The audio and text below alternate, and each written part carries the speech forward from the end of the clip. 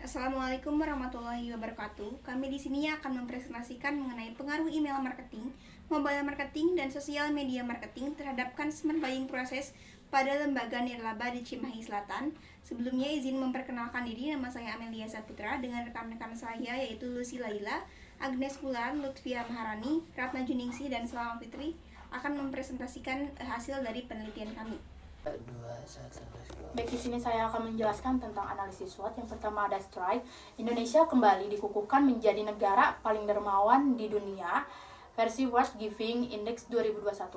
Laporan World Giving Index WGI yang dirilis Senin oleh CAP atau Charity and Foundation menempatkan Indonesia di peringkat pertama dengan skor dari 69% menjadi 59 di indeks tahunan terakhir yang diterbitkan pada tahun 2018. Yang kedua ada weakness. Sebagian besar organisasi non-profit di Indonesia tidak sepenuhnya menggambarkan cara yang paling efektif dalam memposisikan dirinya dalam memiliki kemampuan dalam hal pengumpulan dana. Yang ketiga ada opportunity. Untuk mempertahankan organisasi mereka dalam menghadapi perubahan perilaku konsumen yang berubah pesat dan menyusutnya sumber daya keuangan, pengelola organisasi ini beralih ke dalam aktivitas pemasaran. Dan untuk yang ketiga, yang terakhir ada trade. Organisasi nirlaba menggunakan strategi mencuri ide. Strategi ini sangat efektif untuk mengubah pelanggan menjadi pelanggan nirlaba. Namun, mereka juga menyadari bahwa kepercayaan pelanggan mudah rusak, tetapi sulit diperoleh kembali. Rahasia mendapatkan kepercayaan pelanggan adalah melihat dari sudut pandang pengguna. Dan selanjutnya ada fenomena. Pada laporan WGI 2021, Indonesia menempati 2 peringkat teratas dari 3 kategori atau indikator yang menjadi ukuran WGI, yakni menyumbangkan pada orang asing atau tidak dikenal, dan menyumbangkan uang dan kegiatan kerelawanan atau volunteer. Laporan WGI menunjukkan Indonesia berhasil mempertahankan posisinya di peringkat pertama di tengah pandemi dibandingkan negara-negara lain yang posisinya jatuh dalam WGI karena penerapan kebijakan penguncian dan pembatasan wilayah. Tahun 2023, Badan Amil Zakat Nasional Bajnas kembali meraih penghargaan top brand kategori zakat dan charity. Bajnas berhasil menempatkan urutan pertama indeks mereka teratas dengan skor 37,5%, serta yang menempati posisi terakhir dari 5 top brand yaitu Baitul Ma'al Hidayatullah dengan skor 2,60%. Masalah penelitian. Berdasarkan fenomena menandakan adanya masalah dalam customer buying process pada lembaga nirlaba di Cimahi Selatan. Adapun ada kebaharuan. Yang pertama ada objek penelitian ini berbeda dengan objek penelitian dalam jurnal sebelumnya, yaitu Charity Organization untuk penelitian kami, sedangkan jurnal sebelumnya objek berupa model trend score sektor. Dan untuk yang kedua, pada penelitian kami menggunakan uji simultan. Untuk yang ketiga, alat uji menggunakan EViews. Keempat, pengukuran penelitian menggunakan regresi berganda. Dan untuk yang terakhir, menggunakan uji model, yaitu uji korelasi dan uji determinasi. Adapun keterbatasan penelitian memiliki kekurangan yang perlu terus diperbaiki dalam penelitian-penelitian kedepannya. Beberapa keterbatasan dalam penelitian tersebut antara lain jumlah responden yang hanya 112 orang tentunya masih kurang untuk menggambarkan keadaan yang sesungguhnya. Yang kesatu ada ruang lingkup penelitian kurang meluas dan dilakukan hanya di satu daerah yaitu di Cimahi Selatan. Dan untuk yang kedua, dalam proses pengambilan data, informasi yang diberikan responden melalui kuesioner terkadang tidak menunjukkan pendapat responden yang sebenarnya. Hal ini terjadi karena kadang perbedaan pemikiran, tanggapan dan pemahaman yang berbeda tiap responden, juga faktor lain seperti kejujuran dalam pengisian pendapatan responden dalam kuesionernya. Baik, di sini saya Salma Fitri dengan NIM 174 yang akan melanjutkan presentasi. Untuk yang saya akan bahas, pertama ada literatur review. Untuk yang pertama yaitu email marketing. Menurut Samentari dan Pardan tahun 2020, email marketing merupakan sebuah proses pengiriman pesan kenaikan pangkat melalui email kepada sekelompok orang.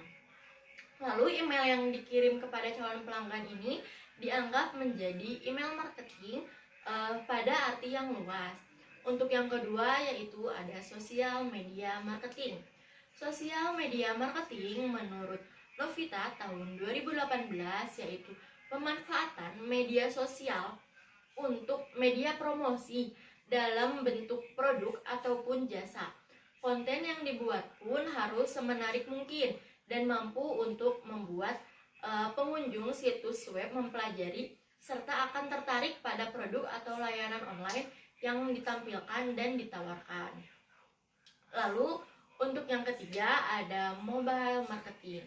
Mobile marketing menurut WordTrim yaitu seni memasarkan suatu bisnis untuk menarik pengguna perangkat seluler. Saat dilakukan dengan benar, pemasaran dapat memberikan informasi yang dipersonalisasi waktu dan lokasi sehingga para pengguna seluler mendapatkan apa yang mereka butuhkan tepat saat mereka membutuhkannya, bahkan jika mereka sedang melakukan berpergian. Lalu untuk yang keempat ada consumer buying process atau keputusan pembelian. Keputusan pembelian menurut Ciptono tahun 2019 pada halaman 21. Keputusan pembelian merupakan sebuah proses di mana konsumen mengenal masalahnya, mencari informasi mengenai produk atau merek tertentu, sehingga dapat mengevaluasi seberapa baik masing-masing alternatif tersebut dapat memecahkan masalahnya, yang kemudian mengarah kepada keputusan pembelian. Lalu pembahasan selanjutnya yaitu mengenai hipotesis. Hipotesis pada penelitian ini ada 4. Untuk yang pertama yaitu email marketing berpengaruh positif dan signifikan terhadap consumer buying process.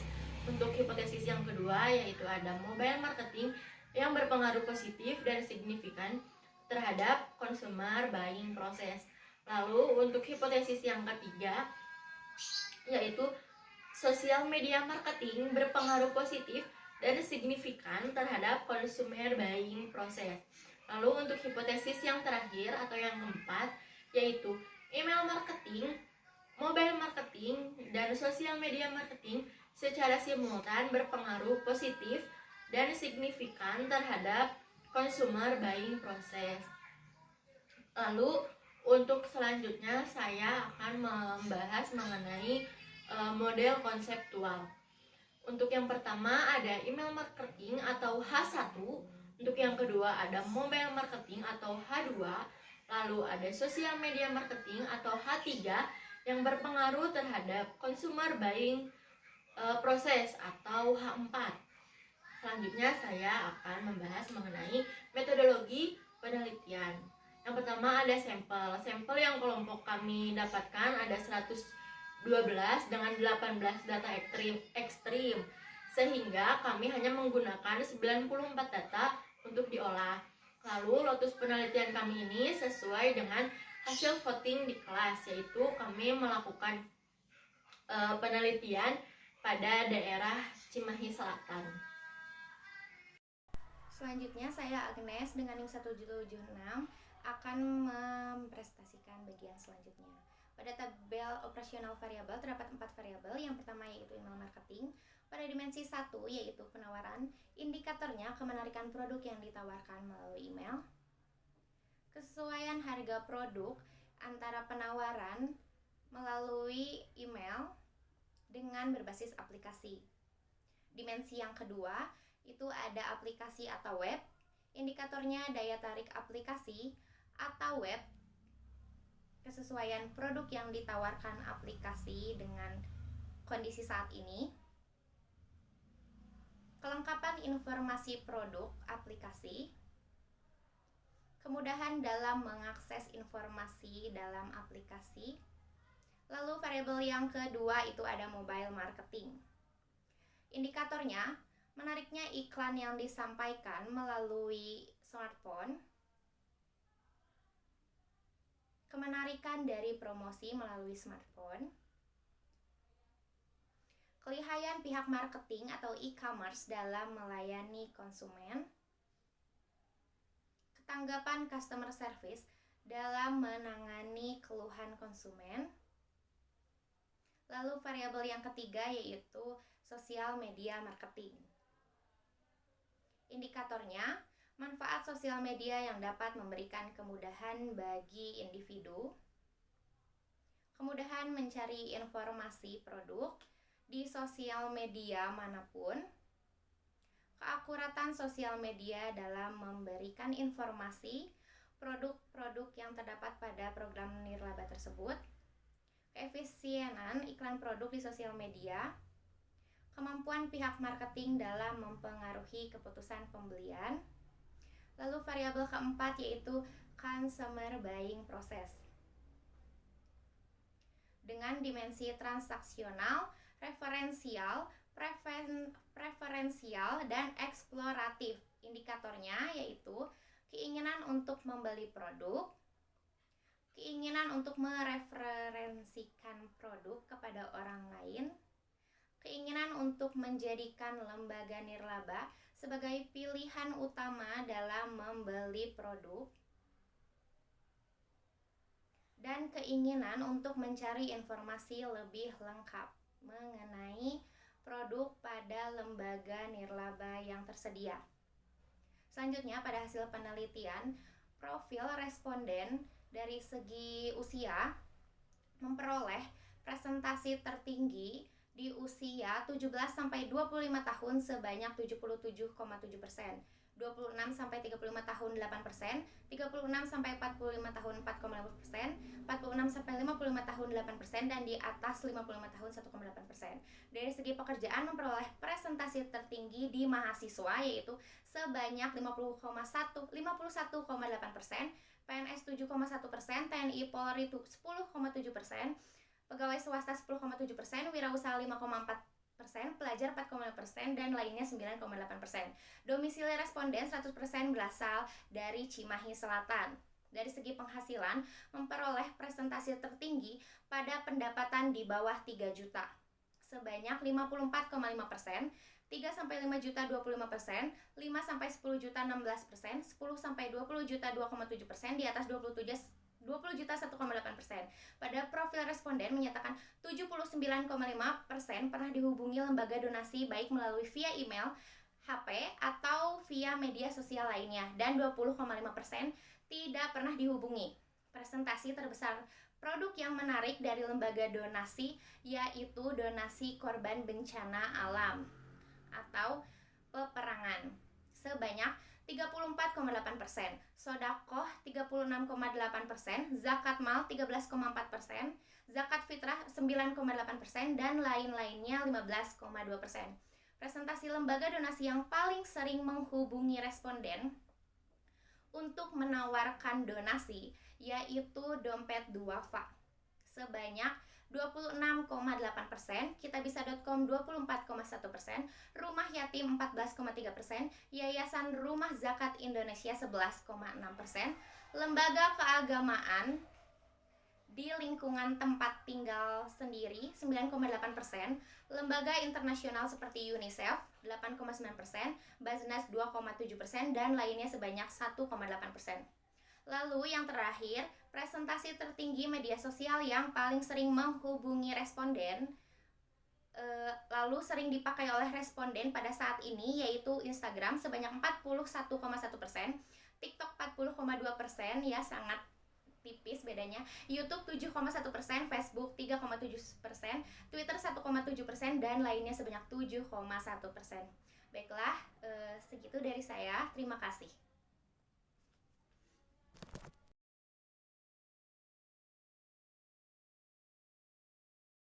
Selanjutnya, saya akan menjelaskan uji validitas. Tabel berikut adalah hasil data yang diolah pada Eviwes dengan variabel X1 email marketing, X2 mobile marketing, X3 sosial media marketing, dan Y yaitu consumer buying process. Dengan indikatornya yaitu X1 sebanyak 8, X2 sebanyak 4, X3 sebanyak 5, dan Y sebanyak 4 indikator. Hasil pengujian menunjukkan bahwa jika dilihat dari R hitung lebih besar dari R tabel, hal ini berarti bahwa semua item pertanyaan dapat digunakan pada keseluruhan model pengujian.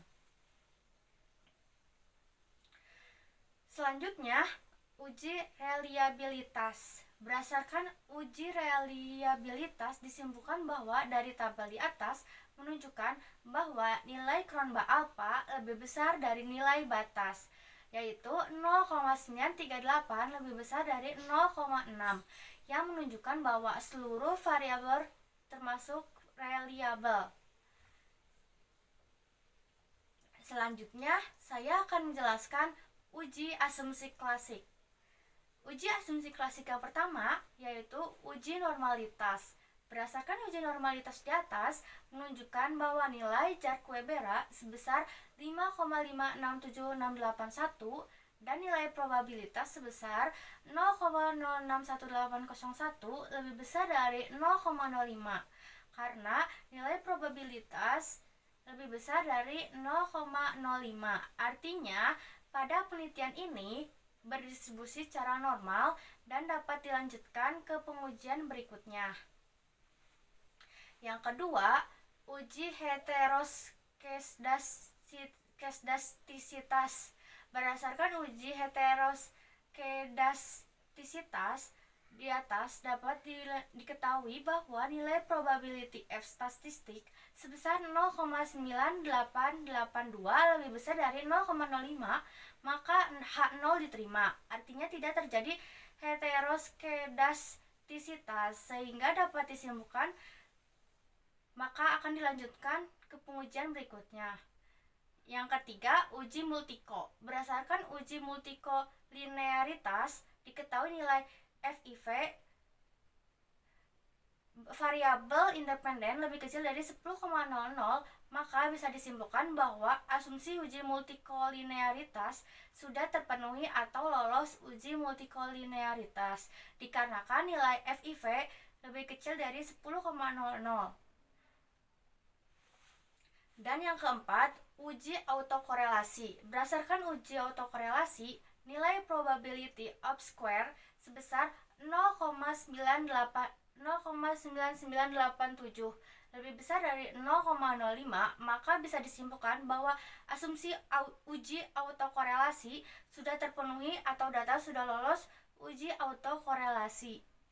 Selanjutnya di sini saya akan membahas mengenai analisis regresi berganda dengan persamaan Y sama dengan A ditambah B1X1 ditambah B2X2 ditambah B3X3 dan ditambah dengan error. Atau jika diimplementasikan bahwa Y sama dengan 2,225881 ditambah 0,14043X1 ditambah 0,06978X2 ditambah 0,40679X3 dan ditambah dengan error.